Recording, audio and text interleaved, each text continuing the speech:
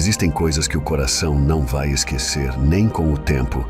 Pode passar o tempo que for, sempre aquele lugar, aquela música, aquela pessoa, aquele nome, aquele gesto, vão te fazer lembrar de momentos únicos e especiais. O tempo é uma força constante e inalterável. Ele avança como uma avalanche, sem parar, levando consigo tudo em seu caminho. O envelhecimento é simplesmente a nossa resposta a essa força. O tempo pode apagar nossa memória e até enfraquecer nossa voz. Porém, nunca apagará a história de quem foi, é e sempre será o protagonista dos acontecimentos vividos em um passado repleto de lutas e glórias. Meu nome real é José Gomes Pereira. Eu cheguei aqui com 6 anos de idade. Quando eu cheguei, a cidade era pequena, o progresso era avagado, era lento, e a cidade foi crescendo rapidamente e convivendo com o meio, eu fui me adaptando, né? Passei a ser um homem urbano.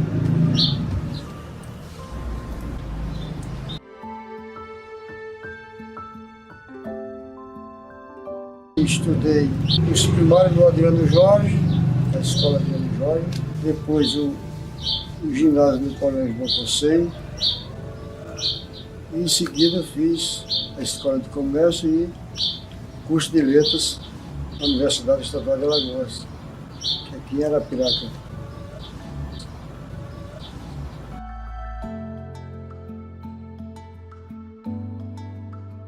Comecei como escultor mesmo, aos 20 anos, 22 por aí, eu comecei fazendo algumas pesquisas com gesso, que eu já era protético. Ocorreu o primeiro salão arapiraquense de artes na inauguração do Real Hotel, em 1967. Então eu participei com algumas peças em gesso e outras em madeira.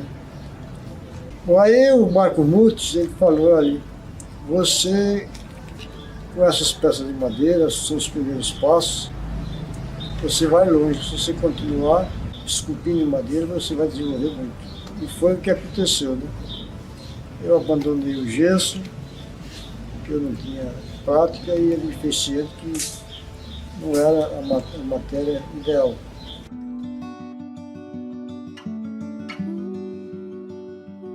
Participei da primeira exposição individual na Galeria Álvaro Santos, em Sergipe. Em 71 eu participei do primeiro Salão dos Novos Artistas do Nordeste, em Salvador. Consegui o 2º prêmio. Em 72 eu participei daquela mostra Sescentenário da Independência do Brasil, que foi realizada na Biblioteca Pública. Lá eu consegui a medalha de bronze. Em 74, a Rede Globo realizou o primeiro Salão de Arte Global de Pernambuco. Foi o primeiro prêmio. Em 75, o 2º Salão de Arte Global de Pernambuco. Eu ganhei o mesmo prêmio. Ganhei 2 salões da Rede Globo em anos consecutivos. Bom, aí eu fui crescendo um pouco. Participei de 2 salões nacionais, em 78 e 83. Participei do Encontro com a Cultura Alagoana, no MASP, em São Paulo. Primeira Feira Nacional de Arte Sacra, em Salvador. Em 83 eu participei daquela mostra que houve na Itália, em convênio com a Universidade de Maceió, de Alagoas. Ainda participei de uma mostra individual na Fundação Arquinabuco.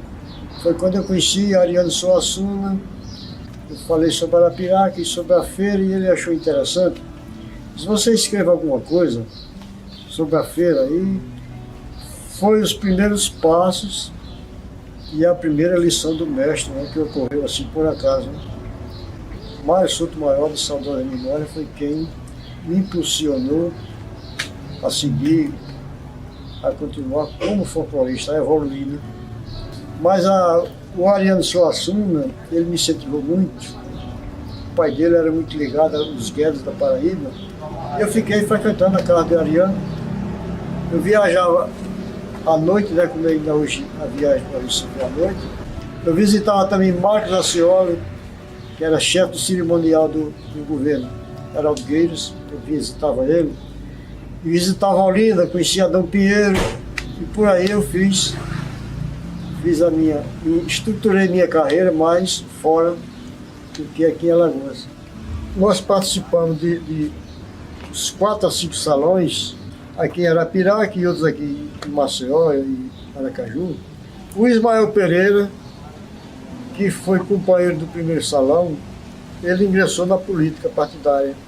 E eu fiquei à frente, porque o pessoal já me conhecia, eu trabalhando naquele local que eu trabalho hoje. Então a gente fez aquela convivência que vocês notam que sempre tem poetas populares, tem artistas, escultores, pintores, mas eu fui liderando essa turma quando o Ismael saiu, aí eu fui sustentando a barra e fui orientando, fui levando eles para exposições fora de Arapiraca, porque eu fui nomeado diretor do Departamento de Cultura, depois coordenador de Cultura. Eu permaneci à frente e eu realizei um trabalho que depois foi que eu notei, né? Eu estava transformando os artesãos de mais talento, eu fui transformando em escultores. Fui conversando com eles e tal, fui animando, fui desviando eles da cópia do artesão, né? E assim eu deixei mais de 10. Josias Saturnino, que participava das feiras do Mobral, e o Geraldo Dantas, que ainda participava de feira do Mobral, em peças pequenas, né? Onde tivesse um evento, feira de artesanato, eu convocava, levava sempre o Josias, e ele foi crescendo, e de artesão ele se promoveu a escultor. Depois veio o Lucas começou, mais adiante, um pouco depois de Josias, ele apareceu nas feiras do Mobral, que era a professora Maria das Neves, que era diretora do Mobral e realizava em praça pública. Era o trabalho da Maria das Neves, foi muito bom nessa fase de servir de trampolim, né? Porque os artesãos de talento, eles foram passando a escultores. Outra figura que a gente não falou aqui foi no Pedro Cassiano. Pedro Cassiano é o que faz escultura objeto, que eu chamo. Cadeira também, ele faz uma cadeira trabalhada. Desses artesãos que se tornaram escultores, o mais promissor, na minha opinião, foi Geraldo Dantas. Geraldo Dantas, ele começou fazendo pequenas figuras, que eu ainda tenho lá. Eles foram evoluindo e hoje nós temos um movimento artístico, né, como eu prefiro chamar, um movimento artístico. O celeiro Saturnino era aquela criatura humana excelente, bem-humorado, cabeça fria. A gente chegava lá, se sentia bem conversar com o Saturnino. A arte do Saturnino, ela era ingênua e ao mesmo tempo curiosa, né? Ele fazia santos de pedra e colocava batom na boca dos santos, né? O Saturnino, ele não fazia nem questão de assinar, ele assinava as peças porque a gente lembrava ele, mas uma grande parte ele nem assinava. O Saturnino, ele participou do segundo salão em 1968, mas ele participou foi com telas. E veio um crítico de arte de fora, do Recife, que ele deu até pontos na classificação do salão, ele ganhou menção honrosa. Arapiraca era feliz e não sabia, viu, com a presença do Saturnino João.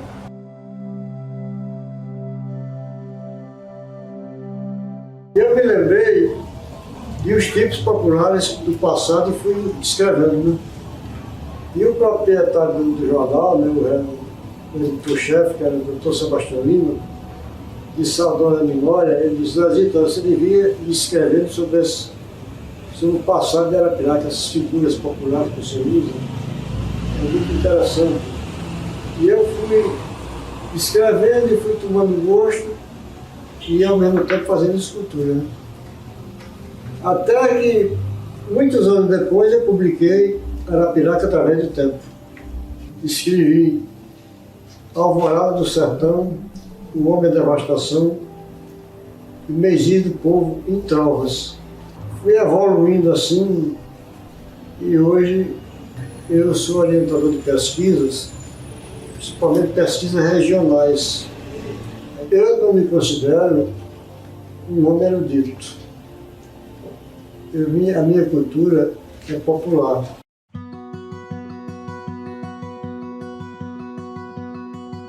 Eu pesquiso cangaço há 46 anos. Isso aqui são entrevistas. Entrevistas com o sertanejo, você não pode perguntar diretamente como é o nome dele, a idade aí, porque ele pensa que é investigação de polícia. Se ele disser que é de Belo Monte, Pão de Açúcar, ou Itágua das Flores, e tiver mais de 70 anos, ele sabe alguma coisa de cangaço.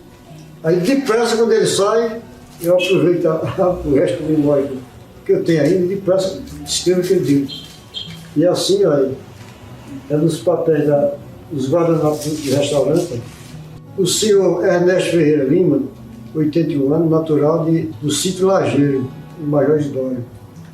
Ele ainda era jovem, solteiro, quando o Bando Lampião voltava do Brás, onde o velho José Cajuzé, muito conhecido pela sua ser radical, né, ignorante, e um cangaceiro pediu a ele uma narigada, né, como chama. Aí ele respondeu que tinha para o seu uso e não ia dar torrado. E disse mais, quem quisesse torrado, que fizesse como ele, né? Se comprasse fumo e fizesse, que ele não ia dar torrado de ninguém. Não. Falaram para Lampião e foi amarrado na cela de um burro, que Lampião mandou açoitá-lo na catinga para ele derrubar o velho longe. Né? E assim fizeram com o velho Cajuzé, que era da Lagoa Nova. Né? Ele foi encontrado já no sítio Puximanã. O burro era da mesma região e ele começou a agradar o burro, mesmo amarrado. Ele começou a conversar, lá vai e o burro na frente parou. Pronto, ele salvou-se da maldição. O fato curioso, ele passou ali onde o Saturnino morava, na Lagoa dos Viados, que hoje é Canaã. Ele foi do povoado comprar 1 quilo de açúcar na bodega da Pé Argentina. Isso me contou aqui, né? E ele saiu da bodega, tinha o pé de carreirando assim, e o carro de boi, né? Desatrelado. Foi quando chegou o grupo de Lampião, né? Montado a cavalo, aquele chapéu bonito, aqueles arreios, né?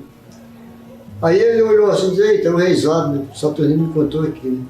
É um reisado, né? Que é bonito. Aí ficou sentado no carro de boi, né? Aí desceu dos componentes do reisado, desceu do cavalo e sentou no carro de boi, né? Era Lampião, né? E ele ficou lá sentado, enquanto os bandidos saíram saqueando o povoado, né? O Lampião mandou o velho lavar os cavalos, né? Uma lagoa que tem próximo assim. Aí o velho foi lavar os cavalos e o Saturnino ficou esperando, sentado no carro de boi, mas Lampião sem saber. Isso aqui é o traje cômico, essa parte do livro. Eu quero fazer assim, cangaço real, o traje cômico e as poesias que Lampião fazia. Dizem aí os pesquisadores que Lampião usava perfume francês, tomava uísque, porque ele era poeta popular autêntico. Se ele tomava uísque, era porque algum fazendeiro oferecia, algum fazendeiro influente. E se usar perfume francês também, porque davam a ele.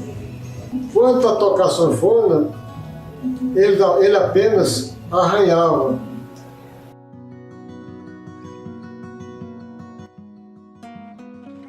Lampião já vinha do sítio, já próximo à Feira Grande. Ele vinha lá para cá, ele queria desviar a pirata, como de fato desviou.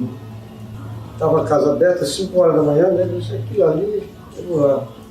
Aí ele se dirigiu, né? Quando chegou lá, ele viu logo que era um velório, né? Estava uma criança em cima de uma mesa guardando o caixão. Né? E estava aberto o oratório do Padre Cícero. Né? se aproximou, né, chegou lá, se benzeu, que era o santo da devoção dele. Né? Então ele disse logo, aqui ninguém vai bulir. Presta atenção, falar para os corações. Depois demorou um pouco, perguntou se o velho Serapião podia ajudar ele.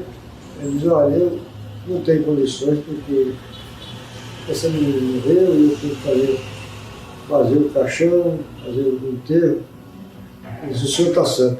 Aí se despediu dele e foi embora. Então o Lampião, ele era altamente violento, mas também era complacente, certas horas, moderado, sabe? Ele era sanguinário e, ao mesmo tempo, era religioso. E tanto era valente como também era covarde. Eu estou mostrando nesse livro os lugares que ele recuou. O tiroteio que houve próximo ao Luauá, pouca munição, ele teve que se afastar. Aí ele correu e o chapéu caiu, né? Dessa vez ele correu, ele recuou para não ver o bando ser massacrado pela polícia. Aí, muito adiante, ele parou e disse, eita, mas o meu chapéu, que era a coisa mais valiosa que ele tinha muito orgulho, era o chapéu de couro, né, como era, de prata, santileno, né, tinha orações dentro do chapéu. Aí o primo dele, chamado Manuel Egídio, disse, eu vou buscar o chapéu. Ele disse, nem pense nisso.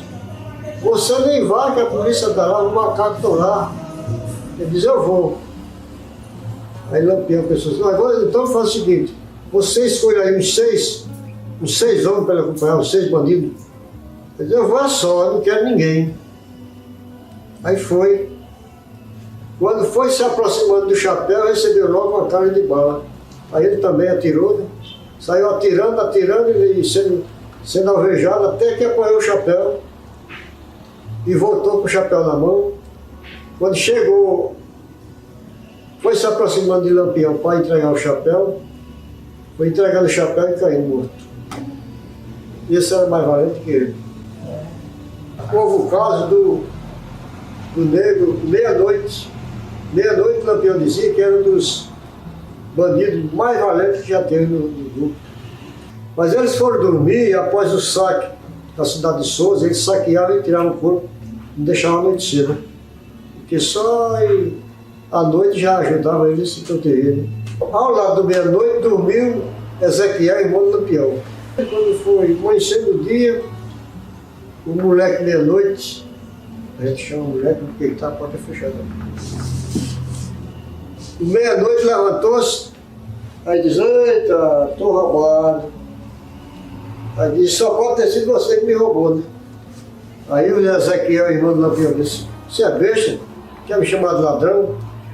E o dia foi clareando e os bandidos foram sacudendo com aquele barulho, a discussão. Você é ladrão, você me roubou. Quem é que estava aqui? Só era você. Pois então, foi você que roubou meu dinheiro que eu ganhei suado. Mas ele extorquiu na cidade e disse que ganhou suado, né? Aí Lampião estava longe, viu aquele barulho, se levantou. Quando foi se aproximando, disse, o que é que está vendo aí? É o seu irmão que me roubou. Aí Lampião tentou contemporizar, né? Um era bandido de confiança dele, o outro era irmão, ele queria ver como foi que começou isso aí. Diz, aqui não tem começo nem fim, foi ele que me roubou. Eu dormi aqui, mas então ele é ladrão. Aí Lampião diz, olha, você é muito malcriado, é muito atrevido, você está expulso do bando, você não vai ficar mais não aqui. Aí ele disse, eu vou sair, agora vou sair como moleque, um homem. O meia-noite é um homem, agora vocês todos são ladrão. Chamou o Lampião, ladrão, os irmãos tudo, né?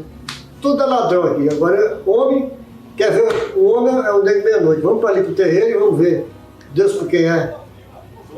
Aí Lampião disse, não, vai embora. Aí faltou a paciência do cangaceiro, ele falou, capitão, o senhor não vai matar esse negro não? Ele disse, não, o negro desse não se mata, deixa para tirar a raça, deixa ele embora.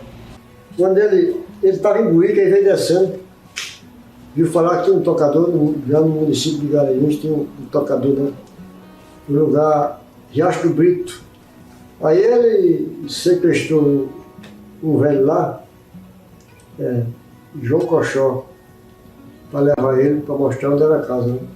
Aí viajaram, até que chegaram lá, e o tocador, que era bodegueiro, Zé Sargado aí, o Zé Sargado, como chamam ele, disse que o fole dele estava para conserto. Né?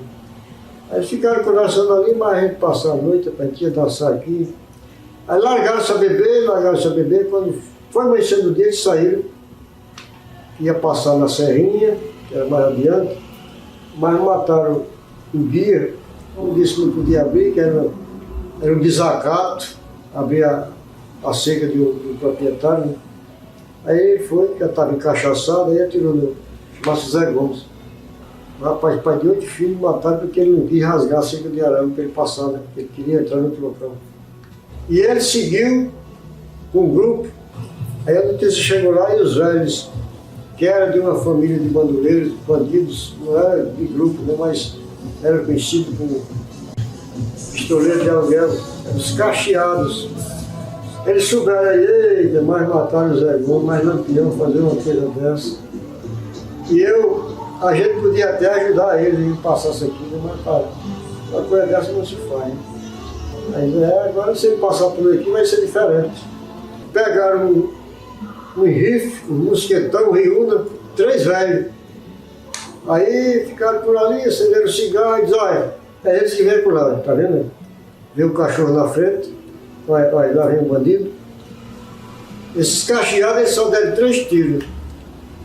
Deram o primeiro tiro, mataram o cachorro beira-mar. O segundo, atiraram Maria Bonita, ela foi no chão, né? Não foi mortal, ela arriou.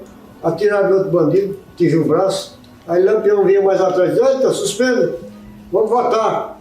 Os cacheados são, aqui tem barriga preta, vamos embora. Pegou uma rede, colocou no chão, fez uma tipóia, botou a Maria Bonita, ferida, ensanguentada. Diz, vamos embora. E assim ele andou mais de 30 quilômetros com a mulher na rede. Né? Ele disse, eita, mas eu ainda voto a Serrinha. Aí ele falou, vocês vão votar. Ele pegou um papel, escreveu, pela primeira vez que eu entrei na Serrinha, mataram meu cachorro e balearam a baianinha. Se Deus não mandar o contrário, eu ainda voto a Serrinha.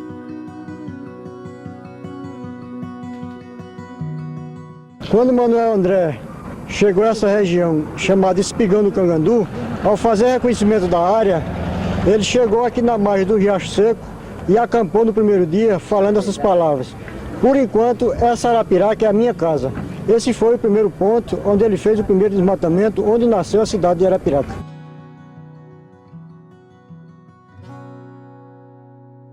O surgimento do fumo aqui na região de Arapiraca ocorreu nos últimos anos do século passado, por informações de Pedro Vieira de Melo. Francisco Magalhães plantou pela primeira vez em um curral no atual bairro de Cacimbas. Esse fumo, a primeira semente do fumo plantado em Arapiraca, veio de Lagarto, em Sergipe, trazido por Pedro Vieira de Melo.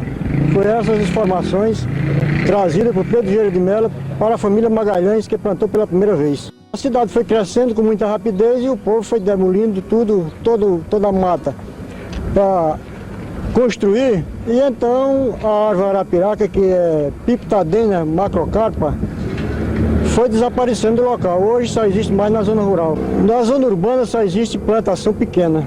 Não existe a Arapiraca frondosa. Ela existe pequena, plantada pelo escoteiro Luiz Ribeiro Magalhães.